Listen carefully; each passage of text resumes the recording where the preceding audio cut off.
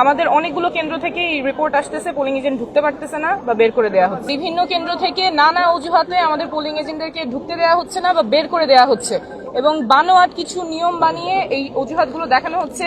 কাউকে বলা হচ্ছে যে আপনারা তো এখানকার ভোটার না, অথচ এরকম কোনো নিয়ম নাই যে পোলিং এজেন্ট হতে হলে এই আসনের ভোটার হতে হবে।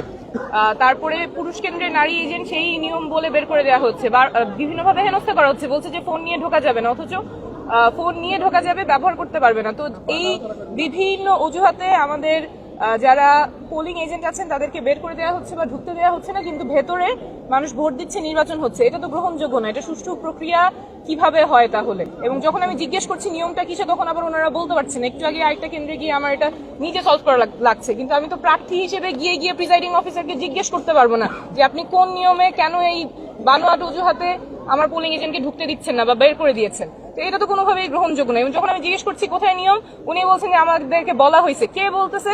ওনার ওইটা নামও উনি বলছেন না। তো এটা তো গ্রহণযোগ্য হতে পারে না কোনোভাবে।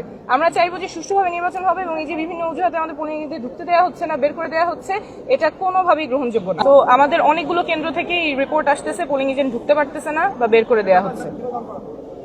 এটা কোনোভাবেই গ্রহণযোগ্য না।